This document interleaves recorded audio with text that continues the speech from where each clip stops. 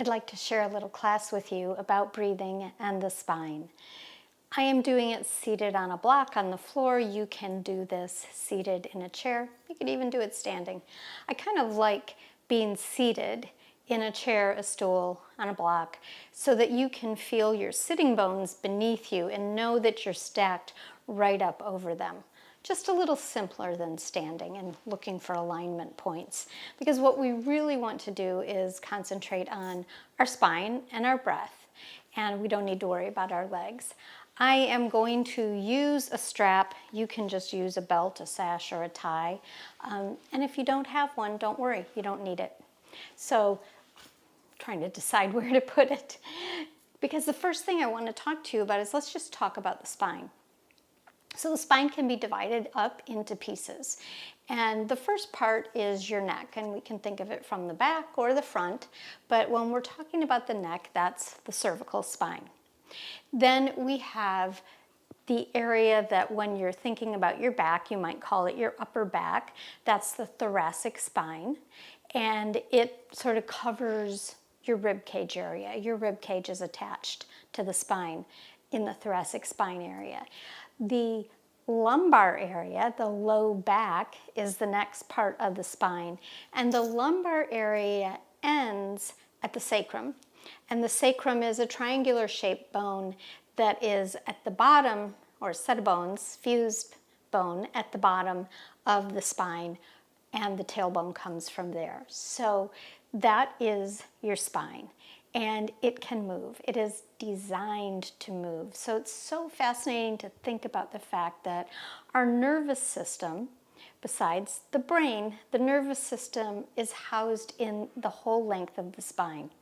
So whatever it is that your spine is designed to do, in addition to protecting your nervous system, must be good for your nervous system. And in fact, your spine is designed to move. It is not a spinal column like a column in a building. It is a fluid column that is designed to move. Every single section is designed to have some movement. And yes, even the sacrum has some movement. So it stands to reason to me that if you move your spine in all of the ways that it might like to be moved, and you can do that safely, if you do that, not only will your spinal column and your body be happier, but so will your nervous system.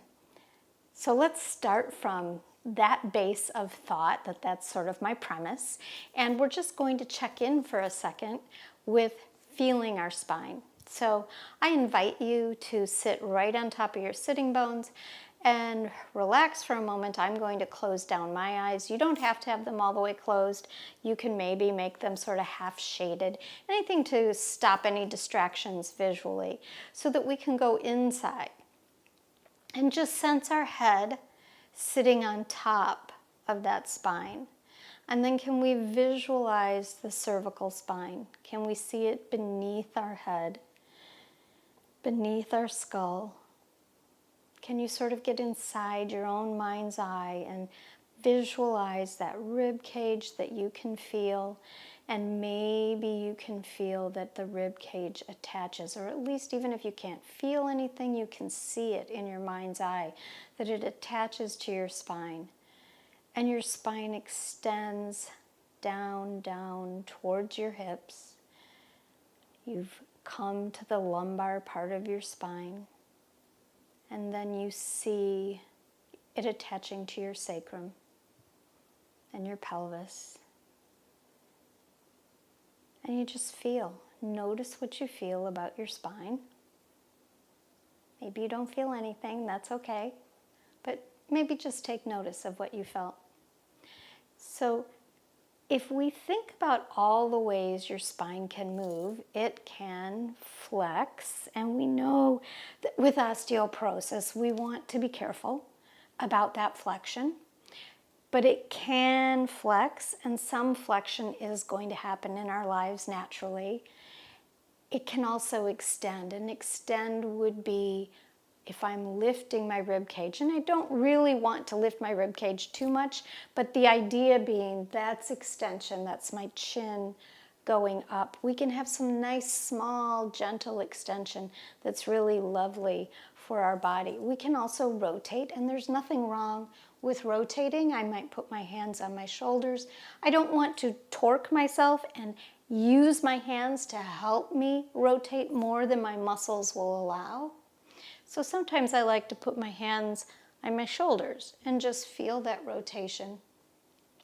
And maybe close my eyes or half close them, and I can notice that one side feels like it rotates a little more easily than the other, and that's pretty normal. We can also side bend. We can laterally bend. I can put my hands here, and I can just move a little bit side to side. So there are all these motions that my spine can do, and it would be really nice if in a given day I had a little bit of all of these things. So let's say we take a moment and we think about just moving around in our seat. And I notice that my arms and my shoulders and my head are doing a bunch of the movement. And then maybe I start to quiet it down and I ask myself, can I do little baby movements that are started right at my spine? Just asking my spine to do these little movements and noticing my shoulders come along with it.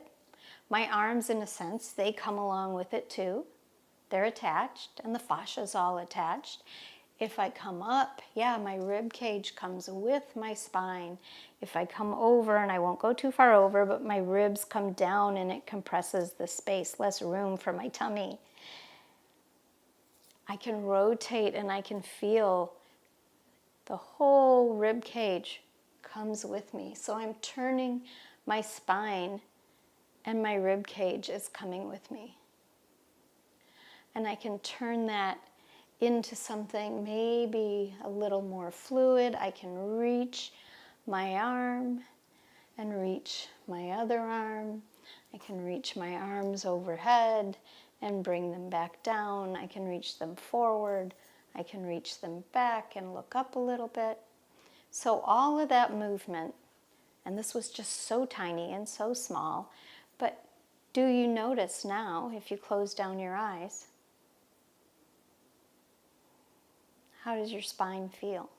Can you scan from your neck through your upper back and your low back? Does your spine feel any different? Mine actually feels a little looser. Maybe that's a small window into how movement can help your spine feel a little more freedom. Well, I want to take that with you into breath because I did say this would be about the spine and breathing. Well, your ribs, your rib cage, which is designed to move to accommodate air, the flow of air in and out of your body, those ribs are attached to your spine. And they're these little tiny joints, and they are joints, and they're called facet joints, and they are in the back at the attachment to the ribs. And lo and behold, it's not just the muscles in between your ribs, those are the intercostal muscles. It's not just those that get exercised when you breathe, but the facet joints, they move too. The flow of the air helps press into those facet joints and helps create more movement. So we get to go back to my famous strap breathing and think about how the more movement we have in our rib cage, the better it is for our nervous system and our spine and the whole fluidity of the entire system. So let's cross this strap right under our bra strap and let's just play with breathing in a way where we feel ourselves moving into different parts of this strap. So the first thing I'm going to do, I'm holding a little bit tight. I'd like to see if I can inhale and sort of move the front of that strap. Did you find that what was moving was really your belly? Let's try it again. I might actually tighten this up, hold on to it, and then put a hand on my belly. Can I move with my inhale through my nose? Can I move into the front of that strap? Maybe a little more easily now that I've asked myself to do it. It can be hard because the air comes into our body, and sometimes it really wants to, that displacement of air wants to move space in your tummy, and that's actually not the most ideal place to have most of the movement. We want a lot of movement in the whole rib cage, just not the front, but the sides too. So let's try that. I've got my elbows just a little wide, so maybe you can see I'm tugging on it, not yanking, but tugging. And I'm going to see if when I inhale, I can move out into the sides of this strap.